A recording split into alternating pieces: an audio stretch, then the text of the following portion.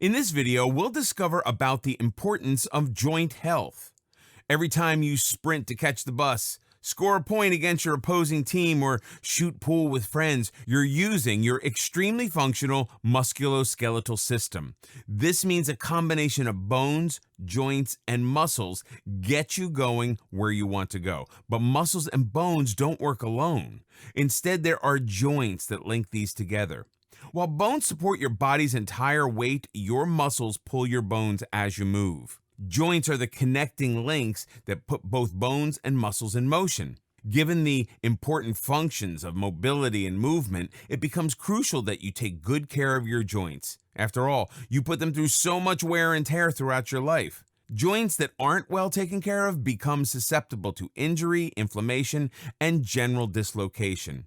As age catches up with you, you can feel the effects of overuse weathering away your joints. So keep your joints healthy at every stage of your life so they can keep you moving even in old age. But before we look at ways to do so, here's a quick look at the anatomy of a joint so you can better understand what goes into keeping your joints healthy. What are joints? Imagine if the skeleton had only one solid bone. That would make it very difficult to move. So instead, nature solved this problem by dividing the skeleton into many bones and creating joints where the bones intersect. Joints are also known as articulations, forming strong connections that join bones, teeth, and cartilage to one another. Now you have the freedom of movement in different ways and directions. Some joints open and close like a hinge, such as your knee and elbow, allowing you to straighten or bend your legs and arms. You sit down, stand up, pick up, and put down stuff using these joints without giving it a second thought. Other joints are meant for more complicated movements, such as your shoulder or hip joint. These allow for forward, backward, sideways, and rotating movements. Just think of everything you can do with these joints, and you'll get an idea of how limited your movement can be if any of these joints suffer damage. But not all these joints are created equal. For instance, while joints like the knees provide stability, others like the wrist, ankles, and hips let you move, glide, skip, or run. And just as their functions vary, so do their anatomy, which means that you also need to take care of them in specific ways. Some joints are purely made of tough collagen fiber, while others have cartilage binding bones together.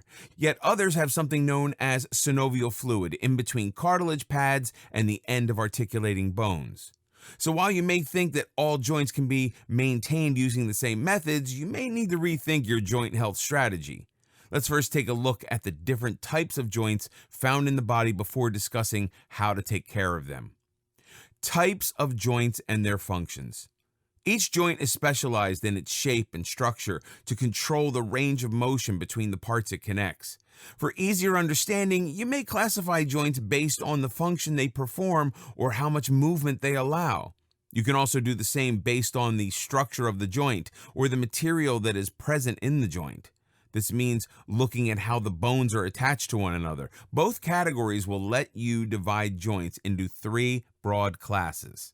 1. Immovable or fixed joints. These are typically fibrous joints that are held together by dense fibrous connective tissue. Think about the bony plates of the skull to get an idea. There are links or joints between the edges of the plates made of fibrous tissue. The point is to make them immovable and protect the brain. 2. Slightly movable or cartilaginous joints. There are bones that are held together by cartilage and allow for some degree of movement.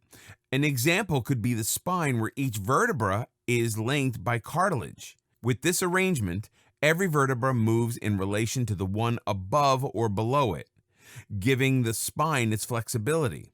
This lets you bend forward, backward, or sideways without straining your back. 3. Freely movable or synovial joints. This third type is the most abundantly found in the body. Here, joints have a synovial cavity that contains a fluid. This synovial fluid lubricates the areas that help the joints move easily.